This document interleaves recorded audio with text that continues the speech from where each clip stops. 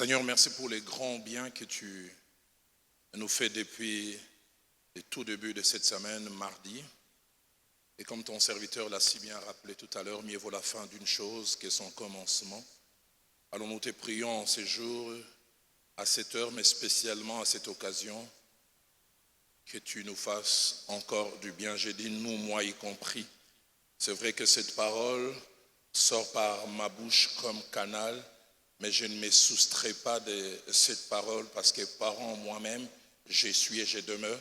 Et je prie ce matin que tu nous fasses du bien, que tu le fasses pour ta gloire, mais que tu le fasses pour notre édification, au nom de Jésus. Amen.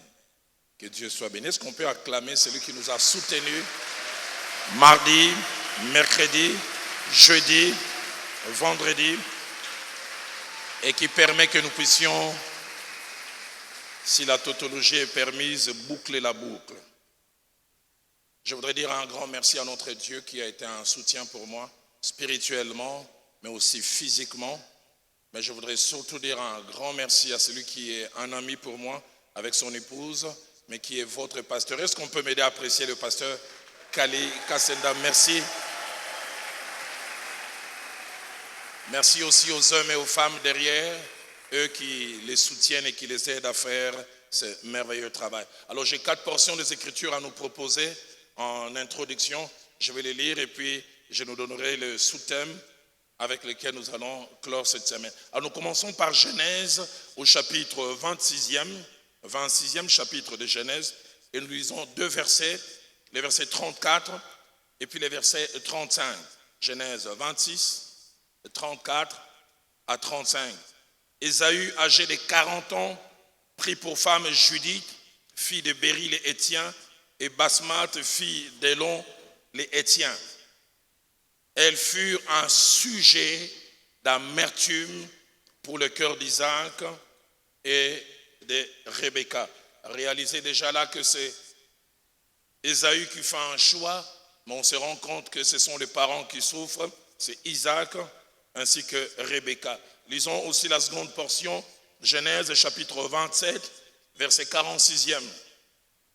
Rebecca dit à Isaac, je suis dégoûté de la vie à cause des filles des Heth. Si Jacob prend une femme comme celle-ci parmi les filles des Heth, parmi les filles du pays, à quoi me sert la vie? Et là encore une fois, Ésaü avait fait un mauvais choix et Jacob a tendance à vouloir aller dans cette direction.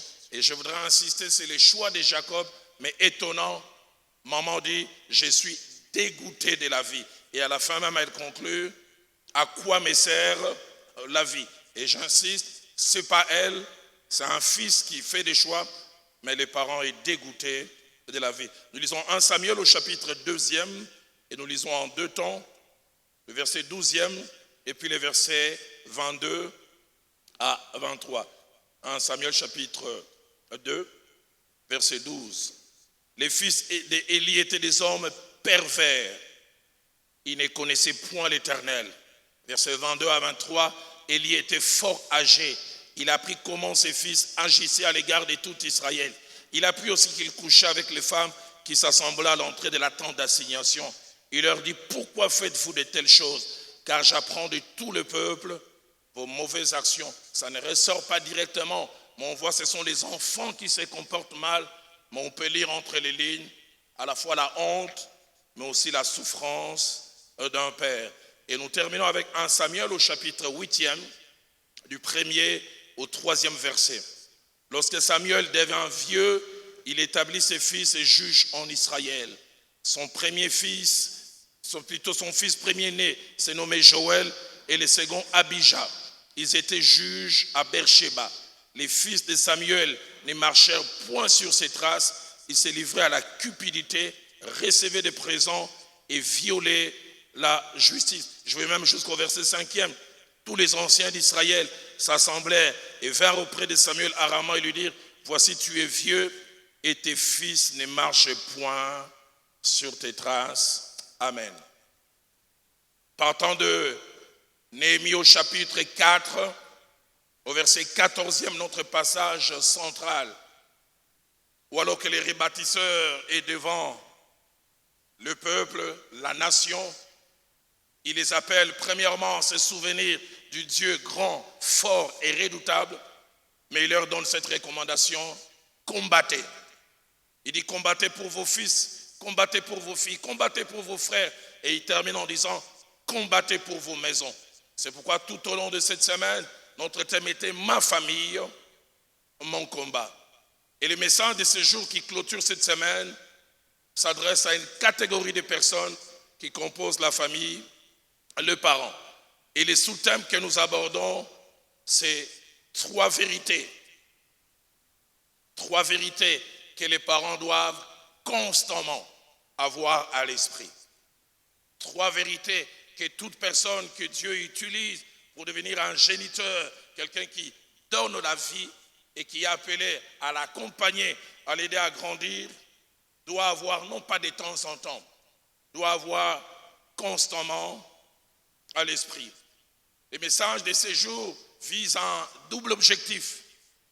Le premier, c'est rappeler à certains qui les connaissent déjà et informer à d'autres, soit qui ne connaissent pas ou qui connaissent à peine, que la parenté est une réalité à double visage.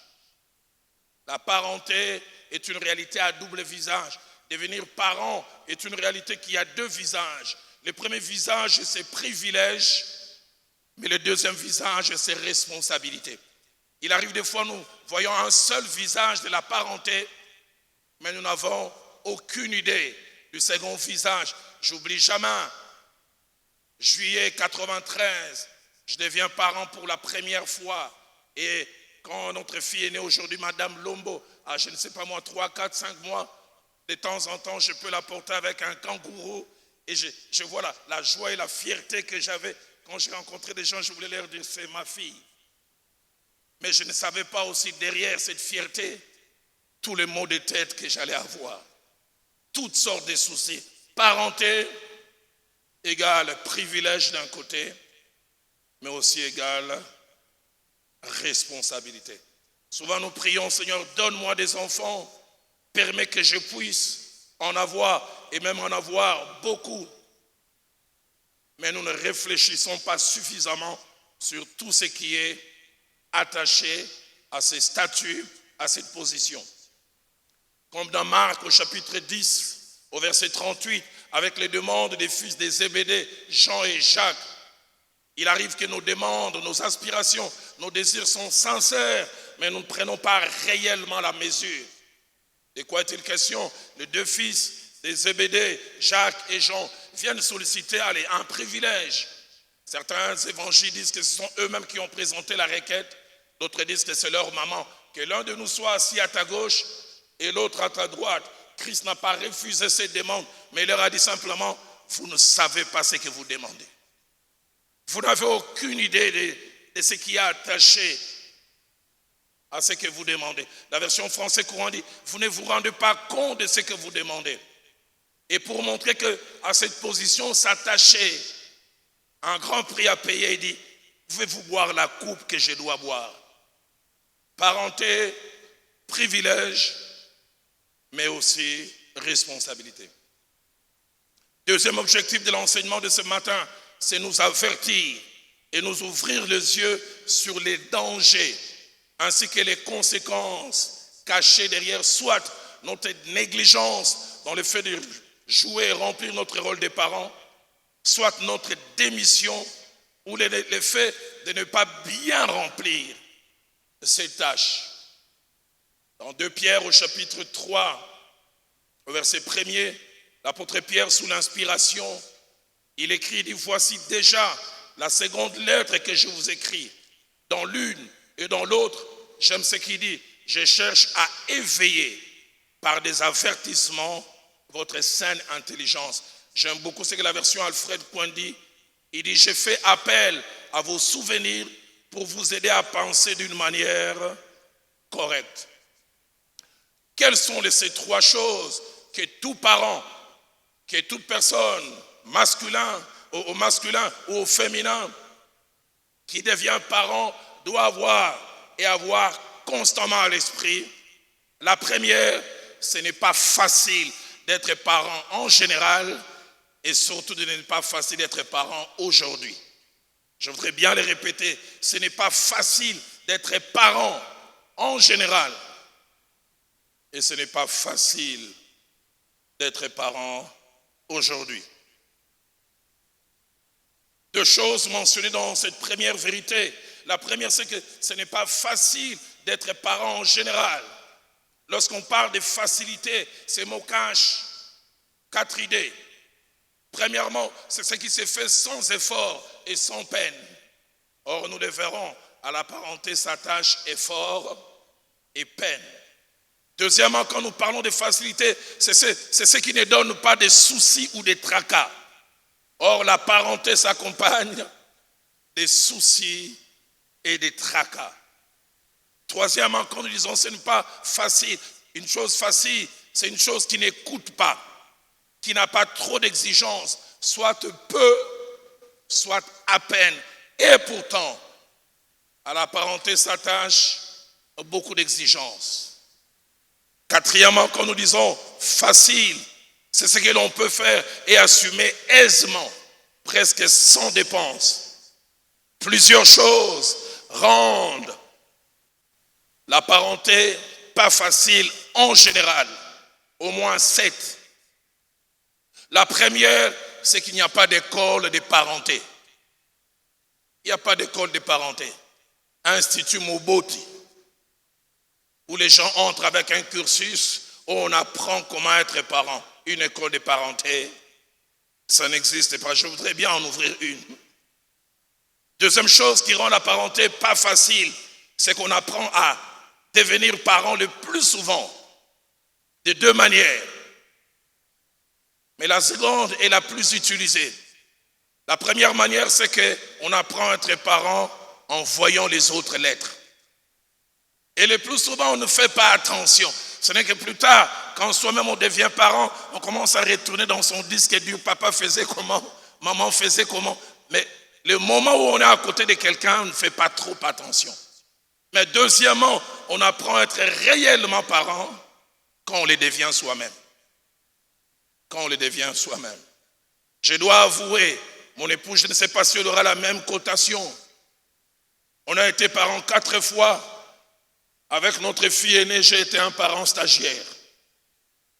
Avec la seconde, j'ai commencé à m'améliorer. Avec la deuxième, j'ai eu une licence. Avec la quatrième, j'ai eu un doctorat, mais tardivement. Si des choses que je connaissais, quand j'ai commencé à avoir la troisième ou la quatrième, je les connaissais au début, j'aurais mieux géré. Je pense avoir maîtrisé la parenté quand j'ai cessé de l'être. C'est quand j'ai cessé d'être parent que j'ai maîtrisé. Voici comment on fait. C'est pourquoi je dis, on devient parent en voyant les autres l'être. Et surtout, en devenant soi-même parent. Troisième chose, dans cette première vérité, ou surtout dans cette première partie, pourquoi la parenté n'est pas facile en général, c'est que la parenté coûte à plusieurs niveaux. Ça coûte. Ça coûte physiquement, ça coûte financièrement, ça coûte matériellement, ça coûte émotionnellement et ça coûte spirituellement. La parenté coûte. Quelles sont les jeunes filles qui ne sont pas encore mariées? Levez la main. Si vous êtes là, levez la main. J'aimerais vous dire, si vous avez la possibilité de consommer le sommeil à l'excès, consommez. Parce que les jours viennent où votre consommation du sommeil dépendra de ces bouts de chair. Ayokelio mawati kelio lala. Ayokelio mawate ou jeûner. Demandez aux jeunes gens. Gamaliel pourra vous dire, bon, lui, il a l'avantage, il est déjà chanteur. Parents au masculin, même quand vous n'êtes pas chanteur, vous allez chanter. Bébé mouké, nanya betio.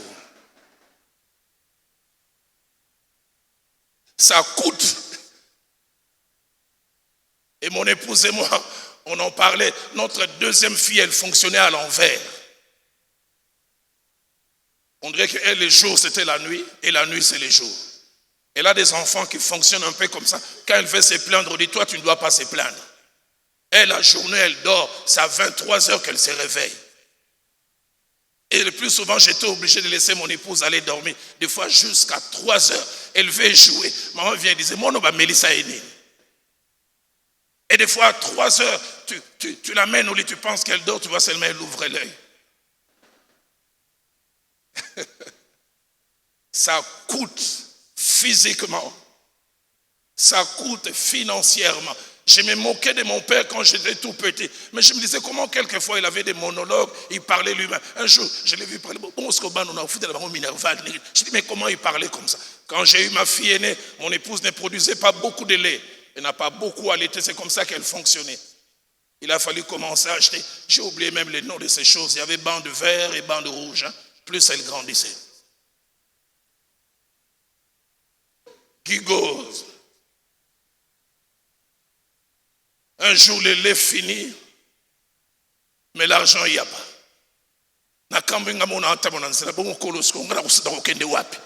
J'ai dit, na comprendre tata na ninga loba loba. Ça coûte physiquement. Notre deuxième fille a eu un garçon. Quand vous allez à la maison, ce garçon fait monter sur la table, elle fait monter. Bon, notre fille dit, maman, le soir, je suis fatigué.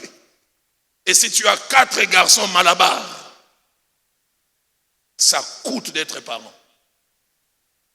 Physiquement, financièrement, matériellement, émotionnellement et spirituellement.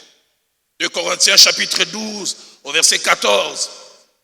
L'apôtre dit, ce n'est pas en effet aux enfants d'amasser pour leurs parents, mais aux parents d'amasser pour leurs enfants. Une autre version dit, c'est aux parents de payer les prix pour leurs enfants. Ça coûte. 4e vérité pour laquelle la parenté n'est pas une chose facile en général, c'est que la parenté est difficile à cause du contenu de ce qu'il y a dans nos enfants. Dans ce qu'il y a dans nos enfants. Dans celle ou celui que nous sommes appelés à éduquer ou à influencer. On a tendance à dire des fois, angélou, mais on retrouve que ce sont des anges, mais des anges déchus.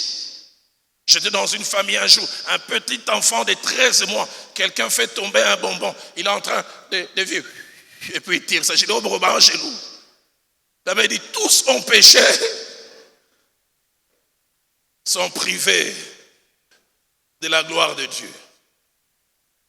Notre première fille, Madame Lombo, aujourd'hui, elle commence à grandir, je pense qu'elle a 1 année et demie. Je lui avais donné comme ordre, il ne faut pas toucher à ma bibliothèque. Il ne faut pas toucher les livres de papa. Les jours où tu toucheras les livres de papa, je vais te corriger. J'avais un fouet que j'avais nommé du nom du fouet de mon maître de l'école primaire. Le 9 septembre 69, plusieurs n'étaient pas encore nés, ils étaient chez Jésus. Je suis entré à l'Athénée de Kalina. Cet homme s'est levé, il a prié, il dit, Oyo komonango elongola pio. Celui qui enlève les foi. Répétez elongola pio. Et Madame Lombo, elle commençait à grandir. Vous savez, les gens qui ont grandi en français, elles ont une prononciation comme des prêtres. J'ai dit, ça c'est quoi? Il dit, papa, elongola pio.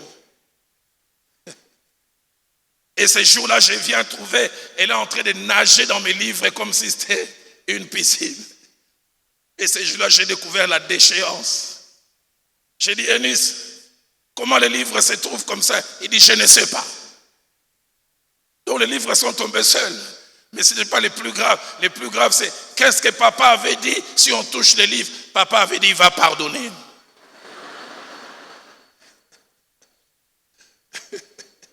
À cet âge, qui lui a appris ça? Proverbe 22 au verset 15 dit, la folie est attachée au cœur de l'enfant. La folie. Et la verge de la correction l'éloignera de lui. C'est ce qui rend la parenté difficile, c'est les contenus. Il y a des enfants qui ont une toute petite folie, mais il y en a d'autres qui en ont beaucoup. Beaucoup. Et c'est cette folie qu'il faut combattre. Et c'est ce qui rend le fait d'élever les enfants difficile. Si Louis II dit la folie est attachée au cœur de l'enfant, la version de Semeur dit la tendance à faire des actions déraisonnables est attachée dans le cœur de l'enfant. Français courant va plus loin et dit, les enfants aiment ce qui est déraisonnable. Quelques bonnes corrections les guérissent de ces tendons. Cinquième chose qui fait que être parent n'est pas facile en général, c'est que pour changer l'enfant ou l'amener à devenir quelqu'un de valeureux, quelqu'un d'utile pour lui-même, pour la société et pour nous autres, cela n'exige pas un effort en une seule fois. Cela exige un travail répété, fatigant, harassant. Combien de fois il ne faut pas répéter la même chose? Johan Matisse, on dit merci. 2 jours après, quelqu'un lui donne, il ne dit pas merci. Tu dois encore revenir, on dit merci. Il faut le dire 10, 15, 20, 100 fois. On ne tend pas la main. Tu penses que ce n'est pas une seule fois que ça va rentrer. Il faudra les répéter. Il faudra qu'il y ait quelqu'un qui ait la patience de répéter et de répéter. Dans Deutéronome chapitre 6, au verset 7, l'Éternel parlant de comment Israël devait élever les enfants. Écoutez ce qu'il dit aux parents en Israël. Ces choses que je t'enseigne, tu les inculqueras à tes enfants. Inculquer. Le mot inculquer là en hébreu veut dire faire entrer une chose dans un esprit à force de la répéter. Inculquer. Inculquer. C'est pourquoi celui qui se fatigue, il laisse la place aux mauvaises actions. Tu les inculqueras à tes enfants. Et les passages ne s'arrêtent pas là. Tu en parleras 1 quand tu seras dans la maison. 2 quand tu iras en voyage. 3 quand tu te coucheras. Et 4 quand tu te lèveras. C'est-à-dire qu'il faut le faire régulièrement, répéter.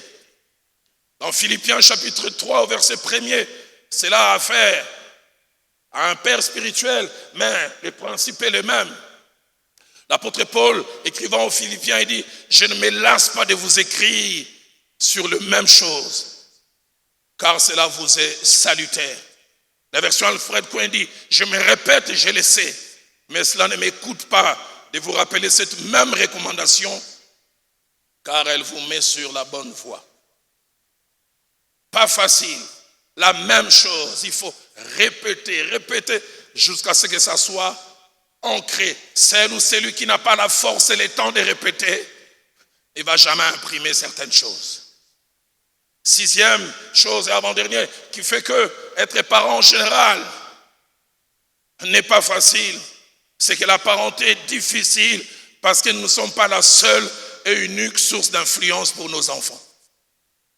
Nous ne sommes pas la seule et unique source d'influence pour nos enfants. Plus ils grandissent, plus les sources se multiplient. Et ces sources peuvent même commencer à l'interne chez nous à la maison. Avec les bonnes, les personnes qui travaillent. J'ai un fils dans la foi qui est dans le ministère. Ses enfants ont grandi dans la crainte de Dieu. Il me dit un jour, j'ai failli exploser de colère. Il dit, mon fils de 5 ans vient. Il dit, papa, je vais t'apprendre une nouvelle danse. Il dit quoi? Il commence à dire à papa, Pelé, Pelé, Pelé, Pelé. Il dit, tu as vu ça quand? Il dit, quand vous partez, nous regardons la télé avec la bonne. Papa, est-ce que tu peux danser? Pelé, Pelé, Pelé. À part nous, il y a d'autres sources d'influence. Les bonnes. Maman Viviane peut se souvenir, on était à Nairobi. Madame Okane, gloire aujourd'hui, elle vous parlait en swahili comme une grand-mère. Tafadali,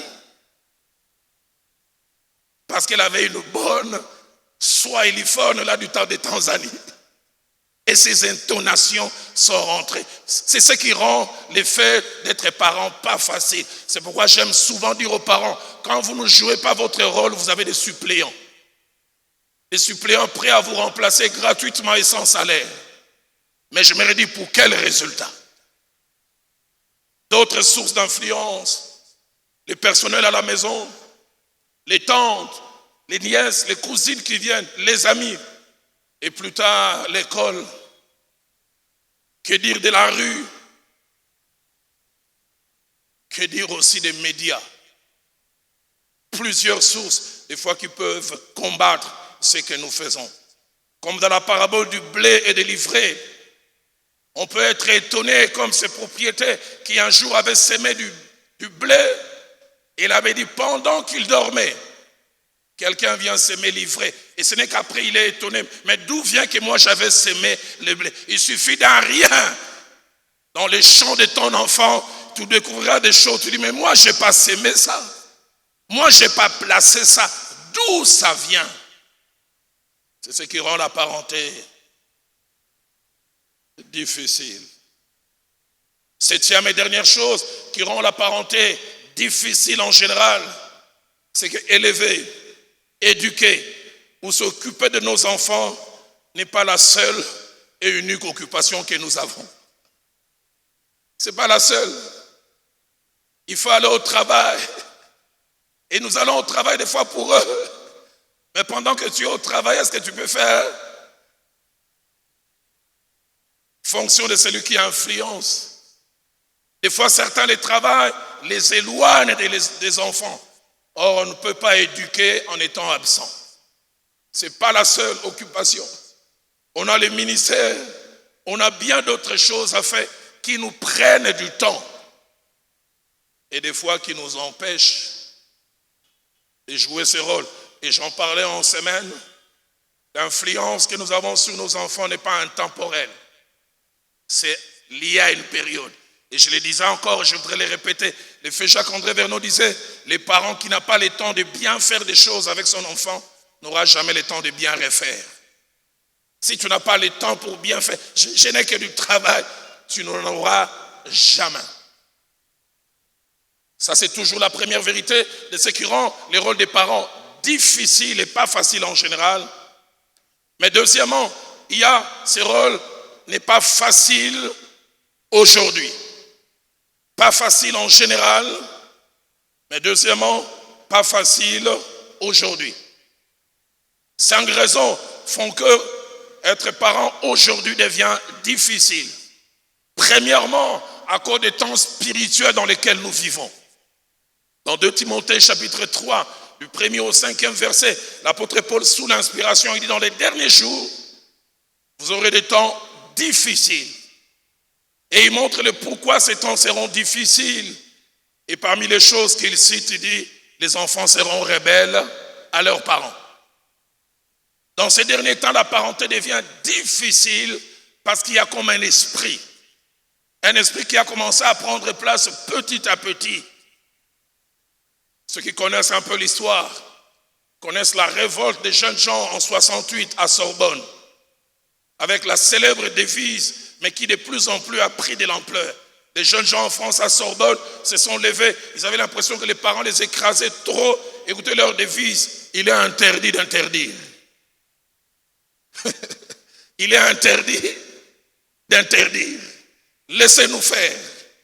Et nous ici à Kinshasa, nous les vivons mieux. Lorsqu'il y a un deuil, vous voyez des jeunes gens qui s'élèvent et qui commencent à chanter Biso Toyaki Matanga, Tobo Iba conseiller.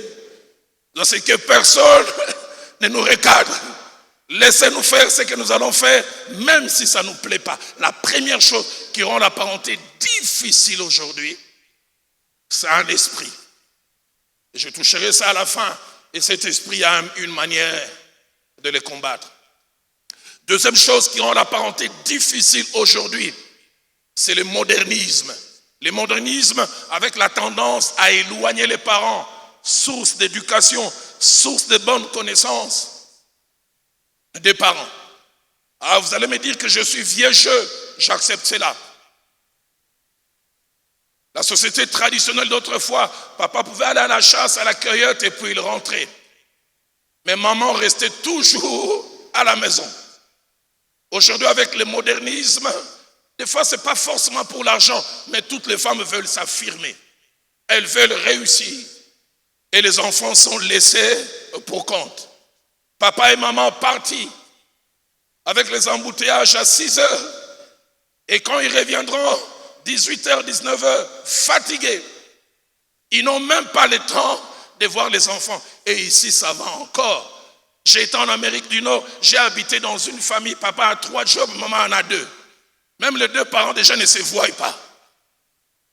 Ils se voient simplement les week-ends. et les enfants laissés pour compte. Pasteur, tu veux dire que je ne dois pas travailler? Pasteur, cette licence que j'ai eue, je dois la jeter? C'est pas ce que je veux dire. J'aimerais dire travailler, mais mettez aussi les enfants dans l'agenda. Et s'il est même nécessaire quelquefois, mettez vos ambitions de côté pour un temps et vous allez les retrouver après. Si une maman est d'accord avec moi, qu'elle me donne un bon amen. Le modernisme éloigne les vraies et meilleures sources d'influence des enfants des parents. Aujourd'hui, à cause du modernisme, les femmes qui travaillent, nos enfants passent plus de temps avec des bonnes, avec des nourrices, qu'avec nous-mêmes. Plaise à Dieu que cette nourrice soit bonne.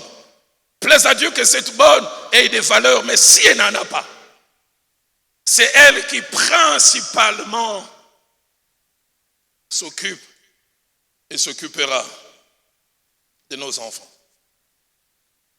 Troisième raison qui fait que aujourd'hui être parent n'est pas facile. Tendance, comme je le dis, pas mauvaise, des femmes à vouloir s'affirmer en réussissant, mais en sacrifiant et en délaissant leur rôle que je crois être principal et majeur. Maman, votre rôle principal n'est pas d'être pourvoyeuse. L'un de vos rôles principaux, c'est éduquer les enfants. Pourvoir pour compléter papa, ça peut être secondaire. J'aimerais encore insister, s'il y avait une séance de questions, c'est sûr, une dame se lèverait, pasteur, et ma maîtrise, je la mets où? Je dis, mets-la là où tu dois la mettre. Ou alors, si tu veux la mettre où tu veux, un jour tu pleureras. Quatrième raison, et avant-dernière, qui fait qu'élever les enfants ou être parent aujourd'hui devient difficile, c'est la multiplication des sources d'information, des sources d'influence et des sources de connaissances pour nos enfants. Et des fois des sources que nous ne maîtrisons pas. Nos enfants ont accès à Internet, nos enfants par leur téléphone. Une mère me relate, sa fille est née de 14 et 15 ans, a commencé à avoir ses règles et maman a dit, je dois briser les tabous, parler avec. Il dit, viens ma fille, j'aimerais que l'on parle des cycles menstruels. Sa fille lui demande, maman, tu veux que je t'enseigne quoi sur ça? Parce que Google m'a tout dit. Beaucoup de sources. Nos enfants ont accès à la magie par Internet. Nos enfants peuvent être initiés à d'autres tendances sexuelles, loin de notre regard. Un père me dit combien j'ai souffert un jour. J'ouvre le téléphone de mon fils de 13 ans, je vois la pornographie. Je dis, quand est-ce que c'est entré? Qui l'a initié à ça? Vous n'avez aucune idée. Et ces enfants maîtrisent la technologie. Je suis allé chez un ami commun, qui est maman Viviane, son fils de 5 ans. On n'arrivait pas à faire quelque chose à la télé. On nous dit, viens faire. Il ne regardait même pas, il prend ses mains, il fait pat. Ça s'allume. C'est leur époque. Ils maîtrisent ces choses plus que nous. Ils savent là où il faut aller. Cinquième et dernière chose qui rend la parenté difficile aujourd'hui, c'est plus de droits accordés aux enfants. Plus de droits. Ici, en Afrique, nous ne le ressentons pas encore beaucoup. Mais en Occident, c'est encore plus fort. Droit de l'enfant. J'ai un ami pasteur en région parisienne. 2 ans après qu'ils soient allés en Europe avec leurs enfants, le père de la maman est arrivé, de la maman. Et un jour, il rentre et le grand-père est en train de pleurer. Qu'est-ce qui s'est passé? Les enfants étaient en train de regarder des scènes assez obscènes à la télévision. Et papa a crié sur ces 3 enfants, je pense, 6, 8 et 10 ans. Enlevez cette chaîne. Moins de 10 minutes après, la police était là. Pour les menacer. Issam leur a donné un code. Alors, si vous vous sentez en danger, appelez 9999. Et ces gens sont venus. Il semble que vous avez traumatisé les enfants. Non, je leur ai dit, vous n'êtes pas en Afrique. Plus de droits. L'ami a dit, j'ai regardé, j'ai dit, mais l'enfant, mais pourquoi tu as fait ça? Il dit, on nous a dit ça à l'école. Plus de droits. En Amérique du Nord, dans un pays où maman Viviane et moi, on va régulièrement. Il y a eu une grande lutte, mais finalement, ils ont pu gagner. Dès l'âge de 10 ans, on a placé un cours de sexualité à l'école. Pas un petit cours de sexualité, avec des images. Voilà comment vous devez faire. Je suis allé visiter un ami qui est dirigeant d'un collège en France. Il me dit, tu sais quoi? On est obligé, des enfants qui ont entre 12 et 16 ans, de mettre des préservatifs aux toilettes.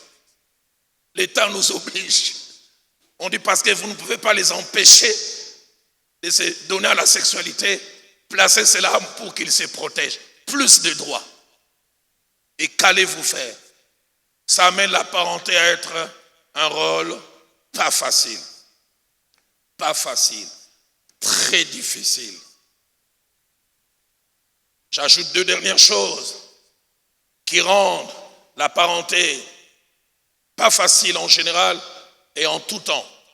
La première, c'est que parents et enfants ne sont pas comme des îlots séparés, sans lien. Parents et enfants sont intimement liés et même profondément depuis le ventre jusqu'à la tombe. Depuis le ventre jusqu'à la tombe. Il y a quelques jours, mon épouse et moi, on est rentrés de quelque part. J'ai vu toute sa joie voler.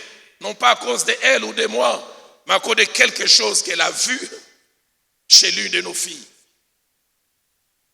Parents et enfants sont intimement, je dirais même mystiquement liés par un lien dont on n'a pas toujours l'idée. Pas toujours. Mais deuxièmement, tout ce que les enfants sont et font, des bons ou des moins bons, rejaillit sur les parents. Tout. Et des fois, les enfants ont tendance à dire, vous n'avez aucune idée de ce que nous ressentons.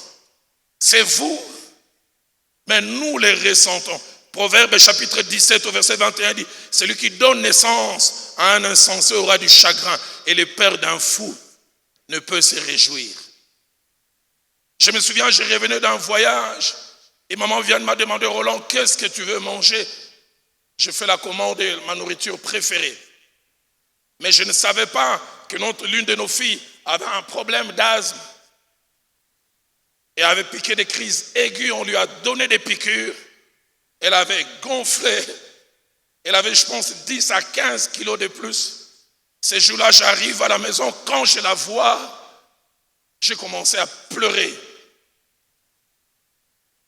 Je suis allé à la table, j'ai mis la nourriture de côté. Je n'avais pas la force de manger. Non pas que j'avais plus d'appétit, mais ce qui lui arrivait m'a touché profondément.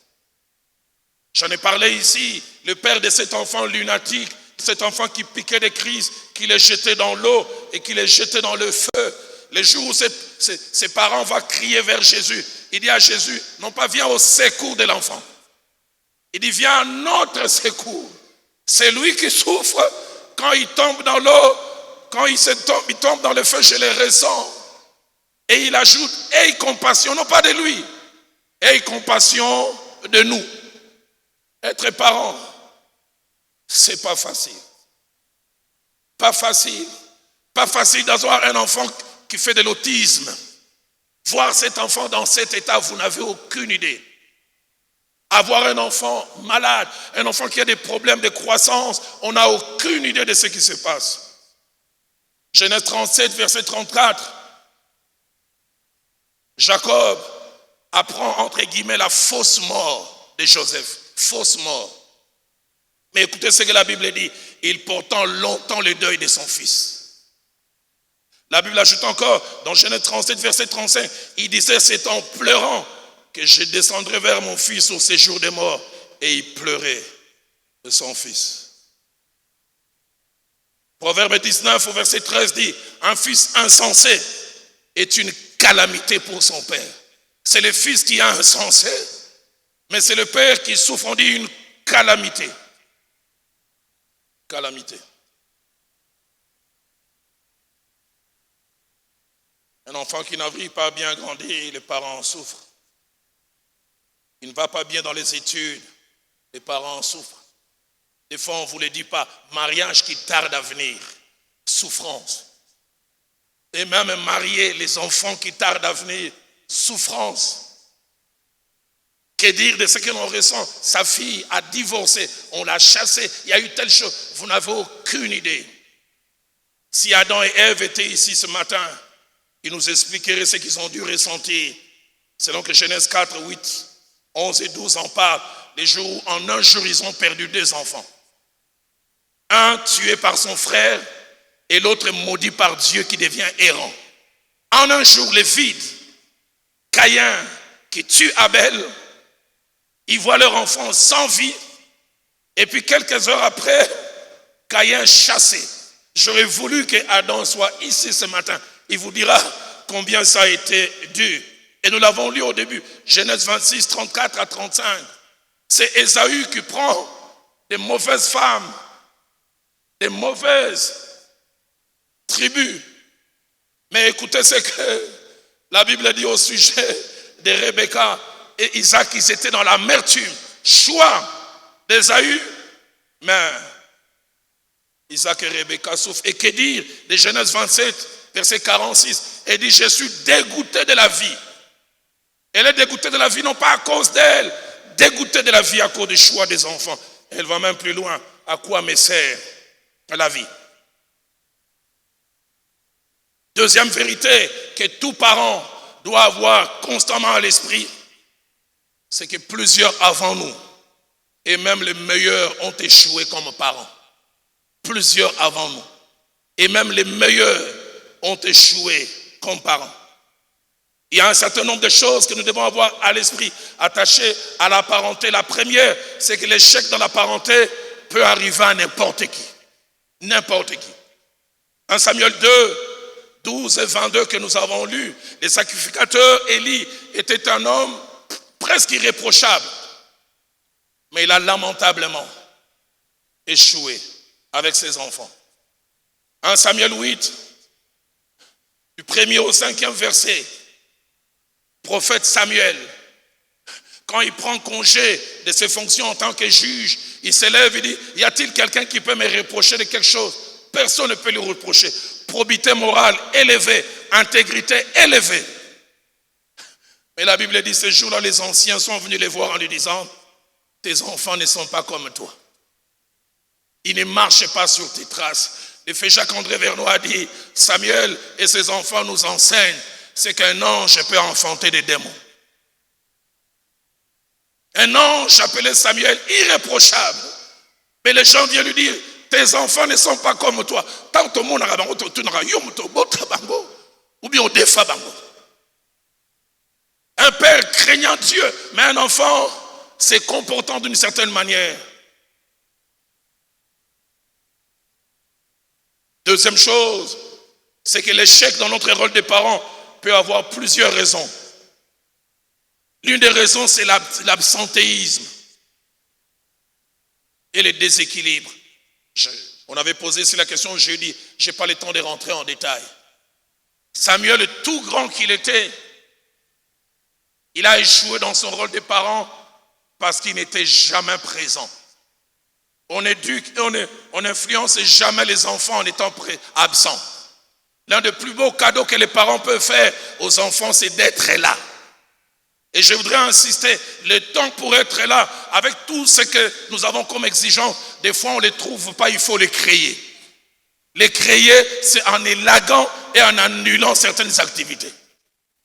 Moi aujourd'hui, quand je me réveille le matin, que des sollicitations. Association des ressortissants de Wemboniama. Association des jeunes gens qui ont étudié à l'Info. Association de ceux qui ont joué au football en telle année. Tous veulent avoir mon temps. Mais je sens, je dis, est-ce que ça c'est nécessaire et ça c'est pas nécessaire? Apprenons à dire non. Pour quelquefois consacrer le temps aux enfants. Le prophète Samuel, sur les 12 mois de l'année, 9 mois, il allait toujours dans plusieurs villes faire le travail des prophètes. Et durant 3 mois, j'aurai eu le temps, je rentrerai en détail, il était là à Rama, mais même en étant, il n'était là que physiquement. Parents, les enfants quelquefois ont besoin de nous, pas de notre argent, pas de nos jouets, pas de tout ce que nous pouvons faire. Et en étant là, nous pouvons observer, voir certains comportements et les changer. Que Dieu nous donne des parents qui savent être là. Samuel n'a jamais été là. Allez, je crois à ces principes, mais partiellement. Moi dans son champ, Dieu dans ma maison. Mais Dieu ne viendra jamais te remplacer. Même en servant Dieu, tu dois avoir du temps. Deuxième raison qui fait que nous puissions ne pas réussir avec nos enfants, c'est les laxismes, l'absence d'autorité, difficulté à punir. Et si ça touche plusieurs, ça touche spécialement ceux qui ont des enfants spéciaux. 8 ans, 10 ans de stérilité, et puis on a un enfant. N'a n'a pas si. Na robeta ego gobo yakufa. Na gangela ebo akuya. Je comprends ces côtés protecteurs, mais ça ne suffit pas. 1 Samuel chapitre 2 verset 9, quand le Seigneur blâme le sacrificateur Élie, il dit: d'où vient que tu honores tes enfants plus que moi? 1 Samuel 2, 29. Plus loin encore, 1 Samuel 3 au verset 13, l'Éternel envoyant un message au sacrificateur, il dit: à cause des crimes dont il a eu connaissance et par lesquels ses enfants se sont rendus méprisables, et écoutez ce que la Bible dit, sans qu'il puisse les réprimer. Que dire de 1 Roi chapitre 1er verset 5, quand David n'arrive pas à jouer son rôle auprès d'Adonijah, et plus tard cela cause un problème, non pas à lui mais à toute une nation. Si j'ai le temps, je le dirai à la conclusion. La Bible dit: de toute sa vie, son père ne lui avait jamais fait des reproches. Les enfants ont besoin de connaître des limites. Ça on fait, ça on ne fait pas. Ils n'apprécient pas, mais ils comprendront. Mais des fois, nous pouvons échouer avec nos enfants sans que nous comprenions pourquoi. Genèse 4, 1 jusqu'au verset 13. Caïn qui tue Abel. Et Caïn qui devient errant. Où est la part d'Adam et Ève? Ils n'ont rien fait. Ils étaient là. Combien de fois l'échec peut arriver malgré nous? Mais dernière des choses, avant-dernière plutôt, nous vont des fois échouer avec nos enfants.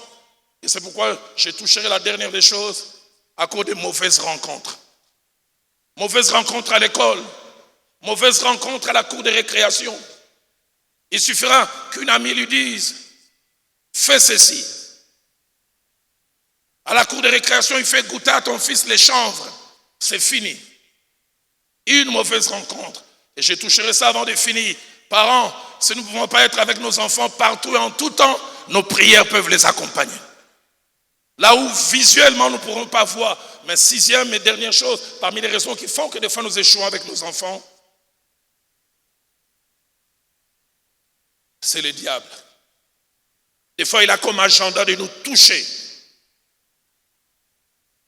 De toucher à notre témoignage. Parents, avant de toucher la quatrième, la troisième et dernière vérité, j'aimerais nous dire, réussir sur le plan professionnel, ministériel, est une bonne chose. Mais si en même temps on échoue avec les enfants, l'échec avec les enfants dilue et dévalue toute notre réussite professionnelle. Ascension sur le plan professionnel, mais ta fille qu'on engrosse. Ascension sur le plan ministériel, mais ton fils qui devient drogué.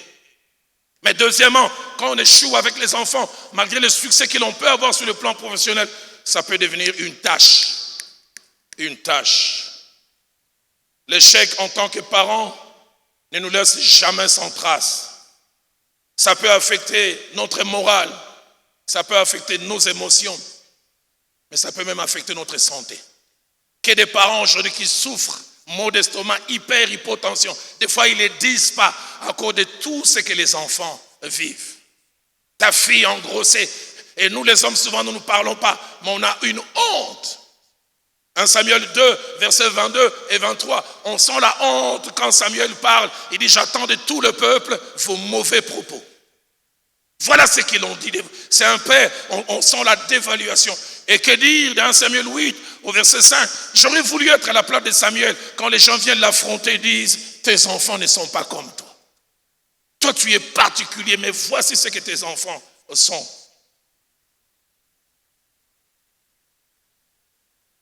Dernière des choses, c'est que le Dieu de la Bible a voulu que les échecs de certains parents, même les meilleurs, soient mentionnés, afin que nous sachions que ça n'arrive pas qu'aux autres.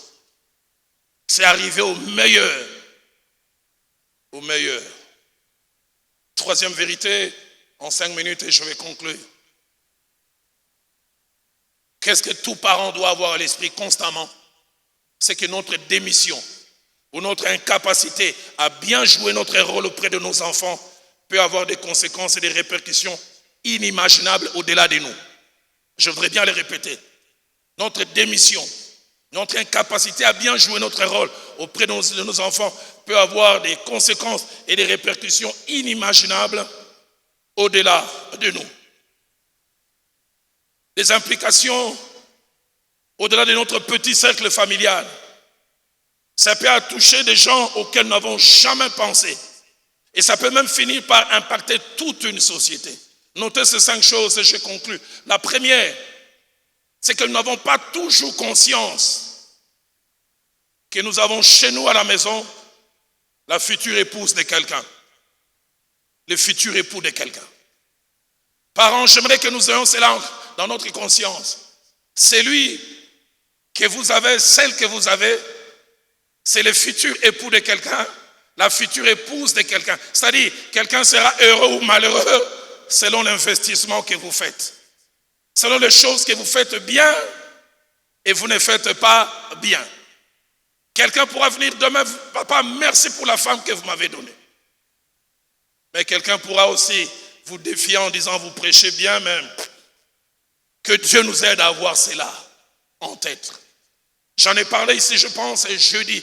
Maman, prenez le temps d'apprendre de petites choses. Un homme marié avec sa femme depuis 9 mois. Il est venu me dire, pasteur, je l'aime, elle est spirituelle, mais elle a des problèmes de propriété. Et dit, quand elle a ses règles, même les aveugles, s'ils entrent dans cette maison, ils verront tout rouge. On voit des traces partout. Pourquoi? Il n'y avait pas une maman qui lui a appris. Il y a des choses, les enfants ne doivent pas être des autodidactes. Elle dit, elle ne sait pas faire les lits. Quelqu'un doit faire cela. J'insiste. Vous avez le futur époux de quelqu'un et la future épouse de quelqu'un d'autre. Deuxième des choses, quelqu'un demain sera soit heureux ou malheureux à cause de vous. À cause du travail que vous aurez bien fait ou à cause du travail que vous aurez mal fait. Troisième chose, c'est que nous faisons bien ou pas bien avec nos enfants. Avant de toucher les autres, nous touchera d'abord nous-mêmes. Proverbe 29, verset 17 dit, châtie ton fils et il te donnera du repos et il procurera des délices à ton âme. Quatrième et avant-dernière chose, alors que la chorale prend place, dans la pensée de Dieu, père et mère ont des rôles différents mais complémentaires. Chacun doit remplir sa tâche. J'en ai parlé, je pense, jeudi. Proverbe 1, au verset 8, si on peut me les placer, enfin, ou bien je vais les lire. Il est dit, écoutez mon fils, plutôt écoute mon fils, l'instruction de ton père et ne rejette pas l'enseignement de ta mère. Proverbe 6, au verset 20, dit mon fils, garde le précepte de ta mère et ne rejette pas l'enseignement. Plutôt, garde le précepte de ton père et ne rejette pas l'enseignement de ta mère. Dans la pensée juive et tout au long de la Bible, on le voit, les deux parents sont appelés à jouer un rôle, mais le père a le rôle de placer les préceptes et les instructions, c'est-à-dire les grandes lignes. Je fais un parallélisme. Dans la pensée de Dieu, le père est un professeur ordinaire. Il n'a pas beaucoup de temps, il donne les grandes lignes. Mais la mère vient donner les enseignements. Un assistant à l'université qui reste avec vous pour les TP. Elle rentre en détail et Dieu veut qu'il y ait les deux. S'il y a seulement principe et instruction, sans enseignement, quelque chose manque. Mais les enseignements, pour que ça prenne place, il faut d'abord qu'il y ait des préceptes. Cinquième et dernière chose, rien ne remplace la prière des parents. Rien. Rien. Rien ne remplace la prière des parents. Quand nous nous rendons compte que être parent n'est pas facile en général, mais surtout pas facile en ces temps, cela doit nous pousser à nous tourner vers celui qui peut nous rendre capables. plus je commençais à être parent, plus je commençais à me rendre compte que sans l'aide de Dieu, je pouvais échouer comme les autres. Sans l'aide de Dieu, on était voué aux larmes. Je l'ai dit en semaine ici, sans prétention. Il n'y a personne au monde qui prie pour mes enfants plus que moi. Personne. Personne. Je les faisais, elles étaient petites. Je les fais, elles ont grandi. Même aujourd'hui, elles sont devenues mères. Je paye encore les prix. Rien ne remplace la prière d'un père. Rien ne remplace la prière d'une mère.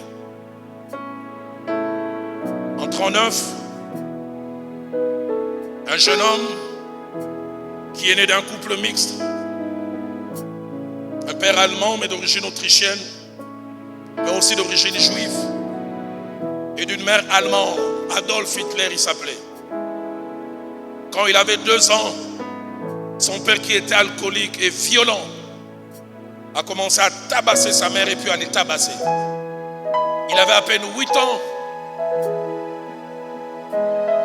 Papa est parti. Il le dira plus tard, il a grandi avec des complexes. Il a grandi avec un vide causé par un père. Mais en 1939, quand il prend les pouvoirs en Allemagne, toutes les frustrations, les choses faites que dans le cadre familial, il veut se venger. Il commence à classer les races en termes de race supérieure et race inférieure. Race supérieure, la race aryenne. Il fallait être non seulement blanc, mais avoir des cheveux gris. Lui-même, il en avait des cheveux noirs. Et parmi les races inférieures qu'il fallait détruire, premièrement les juifs. Pourquoi? Parce que son père était d'origine juive. Des millions de juifs sont morts parce qu'un père juif n'a pas assumé ses responsabilités en famille. Papa Kali, j'ai une formation en droit. L'un des cours qui m'a le plus fait pleurer, c'est les cours de criminologie. Et quand on a étudié les portraits des gens qui font des dégâts de violeurs, de voleurs à main armée, 9 fois sur 10, on arrive toujours à une conclusion, il y a eu des manquements en famille. Comment quelqu'un peut aller violer une vieille dame de 80 ans? Comment quelqu'un peut prendre une jeune fille violée? Des choses que vous ne faites pas bien chez vous, quelqu'un va payer les prix. J'aimerais que nous baissions notre tête dans la prière en ces jours.